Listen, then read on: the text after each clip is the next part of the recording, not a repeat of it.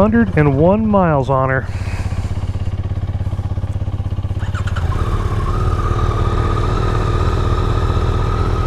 That's Cody's new bike there. The R9, brand spanking new, only about 300 miles on it.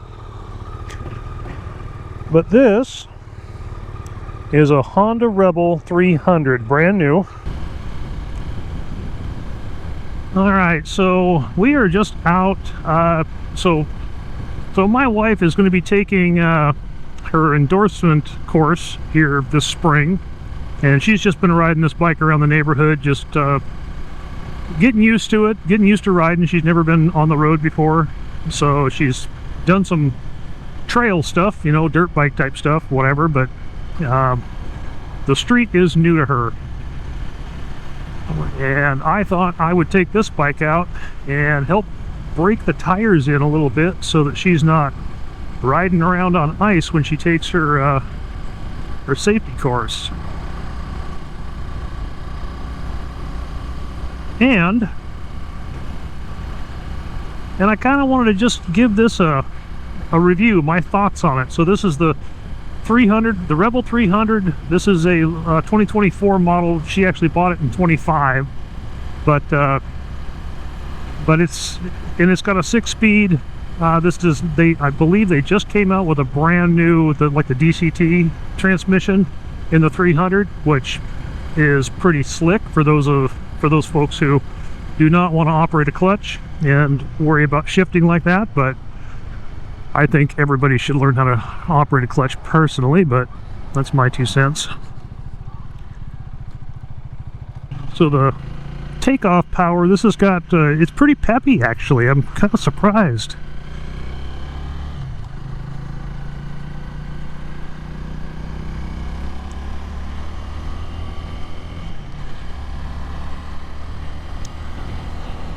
Gets up and goes really well. The shifting is very smooth on it. One thing I can say is the clutch is so easy. If you don't have real strong hands, this clutch is going to be your friend. One thing I do like about this is the factory mirrors. I've got pretty broad shoulders, but I can see beside me out both sides really well, and I've been on other bikes where I couldn't see. I look in the mirror and I'm staring at my own shoulders. In fact, Cody's bike, the CB500, we had to get mirror extensions to so that he could see around his own shoulders. So I do appreciate the mirrors on this. I can see my shoulders, but I can certainly, it's wide enough that I can see around them, which is great. I do like to keep an eye on things behind me, especially coming up to intersections. Make sure that people behind me are slowing down. If they're not, it gives me a chance to get out of the way. So the seating position on this is you're pretty straight up and down. I'm not really leaned forward much. Now, one thing I've heard people say is the seat is not that comfortable. I don't disagree. It's not great. I will probably try to talk her into getting a Corbin seat. I put a Corbin seat on my bike, and I absolutely love that seat. But really nice stance on this, nice and low. You don't have to be a very tall person to ride one of these. My wife is 5'6", and she's got bent knees when she's standing up on it as well. I'm 5'10". I'm a little bit crunched on it, but it's not terrible. I do wish it had slightly more forward controls. There's another guy.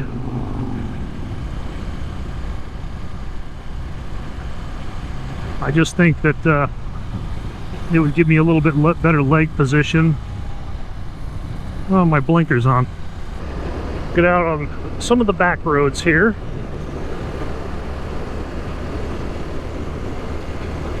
Speed limit's 40 on this road. I'm in 5th gear. Cruising along just perfectly fine.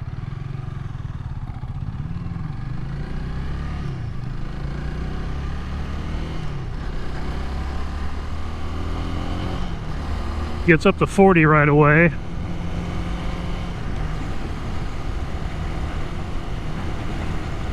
And I'm not hammering the throttle or anything like that. I will do a quick test here in a little bit, just to see, you know, how fast it gets up and, you know, to 30, 40, 50, 60. You know, it's the Rebel 300 is a great little bike.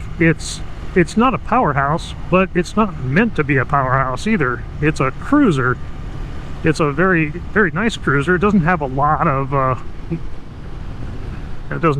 crazy stuff on it. A lot of deer out here. Last time I was coming right through this area here, just about hit one. A good area to break in some tires. The road's a little rough, meaning it's more of a chip seal road, and you get to lean the bike over a little bit. Do some swerving. Get rid of those chicken strips. Overall, I think this is actually a pretty comfortable bike. The seat, not, like I said, it's not great. It's not the worst. I've actually sat on worse seats, but it's you know, it is what it is. I know Corbin and Mustang make seats for these, and I think I would prefer the Corbin just because I have experience with the Corbin, and I really enjoy the Corbin seat. But that's just my opinion. I don't have a lot of experience with a Mustang seat, so I can't really speak to it. So these bikes have a very low center of gravity. They're very, very easy to maneuver. And they're very light. I forget the exact weight. I'll throw it up on the screen here real quick. Oh man, look at Mount Rainier. As I was saying, yeah, very low center of gravity, not a heavy bike at all. And which makes these just really nimble, really easy to maneuver. It's not a big heavy bike. I think, you know, who is this bike for? In my opinion, anybody who wants a bike just to run around town. You know, these are not a bike for the high-speed freeway stuff, but it's not where I would be wanting to take this bike. Now, will it go 80 miles an hour? Yeah, it'll do 80. You're winding this thing out if you are, but it'll do it. It doesn't get there in a hurry either. So, you know, it just doesn't have the power to get you up to 80 right away. But it's got plenty of power for getting you up to speed around town. So I think it's probably an excellent choice for anybody who's just looking for a little commuter back and forth to work, you know, on those roads between, you know, 25 and 50 miles an hour. This is a great bike for that. And that's what my wife was looking to use it for, is just, you know, maybe going and grabbing a cup of coffee with me on the weekend, and then scooting back and forth to work during the nice weather riding season and things like that. So excellent. Let's honk and pull out in front of people. The other really good thing about these things too is just the overall fuel economy. These things just sip fuel. They really can go. The MPGs on these are fantastic. I don't know what this frickin' lady is doing. Jesus Christ. Traffic. But being on this little nimble bike in traffic is pretty cool, actually. I think it's just, I've got a Honda Shadow, and it's heavier, bulkier, and it's not as nimble in this traffic as this little Rebel 300 is. Don't get me wrong, I love my Shadow. I've owned several over the years and really do like them, but this is a fun little bike to ride. Cody put a new setup on his new camera and mic and stuff on his bike, or his helmet, and he got the DJI. It's the Action 5 with the DJI little mini mic, and that thing is just slick. I'm still running the GoPro with the media mod, and you know, 10 feet of speaker wire and blah blah blah, and it works, but it's not waterproof. So if we get caught in the rain, and since we're here in Washington, that does happen. I don't know, his is pretty pretty nice little setup. I'll link to his video. We just today actually we put that on his helmet. Worked out really nice. This bike definitely needs some highway bars, so maybe I could put some highway pegs out here, and that would give me a place to kind of kick my feet out if I wanted to. Same with the wife. I mean, it's not, you know, this is not my bike, obviously, so it's up to her. But I would think she has complained a little bit about just getting a little bit of pinch in the hip, little Charlie horse once in a while, and so I'm thinking if she had a place to kind of stretch her legs out and had a better seat, I think that would really help her a lot. Just to be able to get those legs out just a little bit, you know. 300 miles, right on. I would say your tires are probably broken in by now then. Yeah, at least the tires. Yeah. 300 miles on the R9. It's got enough get up and go though. You know, if I pull on this, if I open this throttle up here, I mean, she'll just get up and go. You know, it's not, like I said before, it's not a powerhouse, but it's enough to have a lot of fun with, and just, you know, get you out on the road. Like I said, I think that this bike is best suited for speed limits up to, you know, 50, 60 miles an hour. I think 50 is probably really where it likes to be. That's just my 2 cents. Like I said, it'll do 80, but you're definitely pushing it, and you know, you want your stuff to last. There's no sense in trying to max out your stuff, make it go as fast as it will.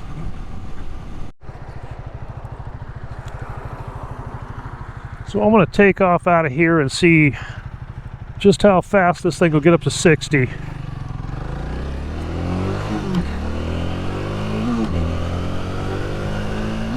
$40, $50, there's 60. 60 miles an hour, and we're in 5th gear. Now we'll go up to 6th, and we'll just cruise on home at about 50, 55. So I'll throw the time on the screen, obviously, but I don't know how fast that was, but it felt pretty fast.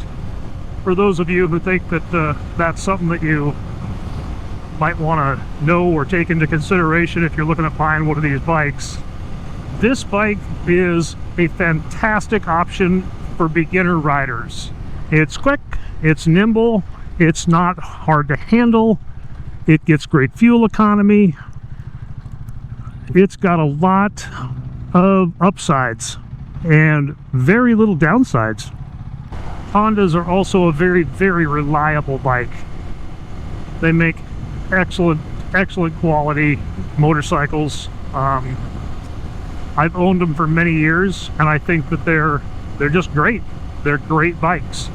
Now, there's not a lot of bells and whistles on this bike. You know, it doesn't have cruise control and in all kinds of, you know, different ride modes and stuff. But you don't need it. That's not the purpose of what this bike was designed for. This is a cool little cruiser that's meant for just getting around town, having a good ride with your friends, shooting over to the coffee shop, get a cup of coffee, you know, commute back and forth to work, things like that. It's not a bagger. It's not, you know, it's not a sport bike. It's not designed for that kind of stuff. But for what it actually is designed for, it's a great bike. A lot of people out today. So there's my 2 cents on the Honda Rebel 300. I think it's a lot of things, and if you're just getting, you know, if you're a brand new rider, this is a very good option for you. You know, it's got plenty of power. My wife talked about wanting to start out on the 750, and I was pretty hesitant on that, just because, you know, if she whiskey throttled it, you know, being a new rider or something, that bike would have gone right out from underneath her. Not saying that this one can't, it certainly can, but not to the degree that the 750 would have done. So there you have it, everybody. For anybody interested in the little Rebel 300, this is a great option I would recommend it for anybody who is, you know, smaller stature or inexperienced or just wants a good little commuter. I mean, I've been out for well over an hour, and I'm very, very comfortable in this bike. So the seats, again, not the best, but it's also not the worst. Well, there you have it. One Honda Rebel 300. Let's give this thing a bath.